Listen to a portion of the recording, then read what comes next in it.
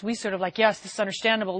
We're so happy to talk about violence. We're so quick to question love and someone's good intentions because we don't trust it. That's a fair assessment. I think the answer to that is, not that you asked that, rhetorically, I think the answer to that is because race trumps everything in this country.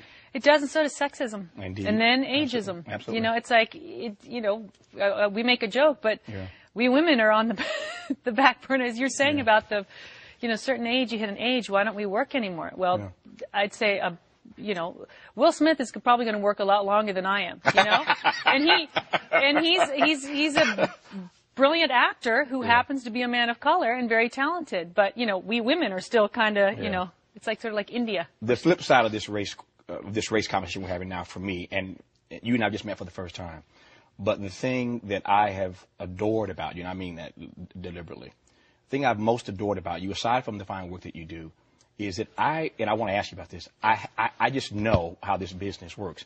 I know that behind the scenes there had to be some fights to get Lopez in prime time. And I always tell people, aside from all the great work that Sandra Bullock does, Sandra Bullock was the exec producer. She produced George Lopez. Getting a Hispanic in prime time. I saw you on the show. He's Hispanic? So weird. I'm so uncomfortable right now. This is awkward. This is very awkward. Tell me, take me, he's got his late night show now, and congratulations, George. I saw you on there not long ago. Take me back and just we're talking about race, and tell me what you had to do, how that happened to get this show in prime time. I know the word race is something that's here, and it's powerful, and unfortunately, it's still very prevalent. I was raised in a family of artists. My parents were brilliant musicians, so the people that were in our house were the best musicians. Your mother an opera singer? Opera singer, my dad opera singer and voice teacher. So everyone under our roof, gay, straight, black, white, Asian, Chinese, Hispanic, was there because they were brilliant at what they did.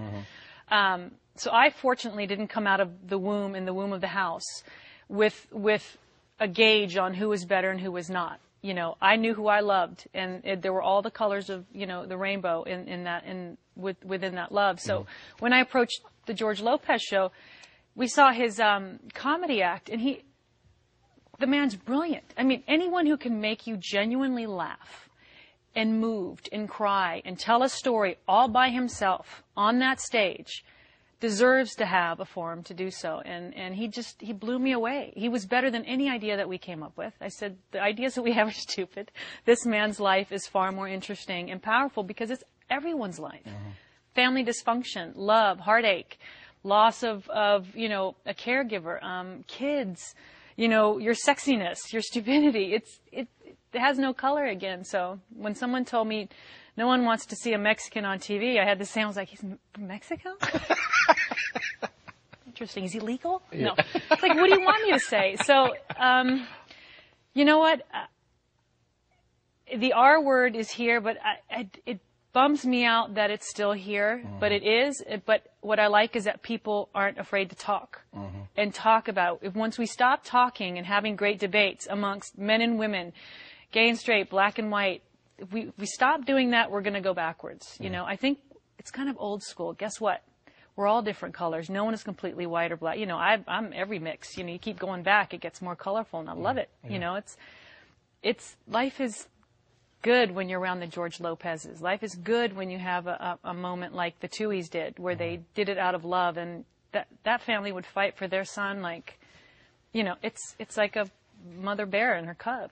I was looking at Stephanie, our producer, and I were talking a little while ago, and we were looking at some numbers, looking at some demographics, which I don't typically look at, but she wanted me to see these numbers because it tells a fascinating story about the success of Blindside. And I'm coming to the proposal in just a second for all the proposal fans. Hold tight. I'm coming there.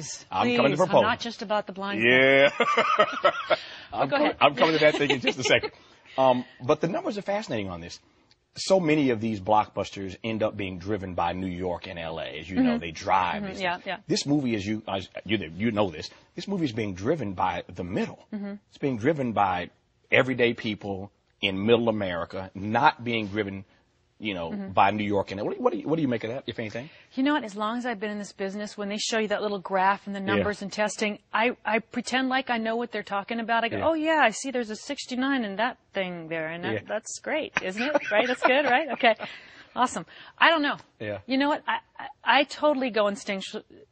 I go instinctually towards what makes me proud. Yeah. You know, and makes me feel like it's like a big middle finger to everyone who said I couldn't do it. Right. Because I hope there's a bunch of girls and ladies behind me that are wanting to do the same thing and better, that I need to sort of blaze a path for. And so many women did it for me. And it's our job. You know, so hopefully in a couple of years we can stop saying a woman has opened a film. Yeah. We just go, it's a good film. Yeah. It's a good film. But you got to admit, that's pretty cool, though. What Cool. you put off last year. Kind of cool. That's pretty cool. Kind of cool. Yeah. If I may gloat. Yeah. You can gloat. You earned Thank it. you. Okay, I'm going to gloat. And the numbers prove it. Speaking of the numbers, let's talk about that other movie, The Proposal. Mm-hmm. I don't even know what to ask about this movie because there's been so much talk about The Blind Side. Yeah. Were these things planned to come out in the same No. year? Everything. It never happens. It's never planned that way. Everyone's like, you've done so much work this year. I said, Yeah. no, it's been over 2 years. Yeah. They just all decided to come out at that time. Yeah. You know, the Proposal, someone allowed a girl to be the dude. Mm-hmm. The guys have the fast lines. They can be an a-hole. But they still redeem themselves. It doesn't have to be huge. Mm-hmm. Just a little tiny bit. You got to have the guy stuff. And it was such a relief for me to play the guy. You know, because you didn't have to be nice all the time. You could be crabby for about 3 months and say, oh, I'm acting. It's part of the character. I got to play the dude.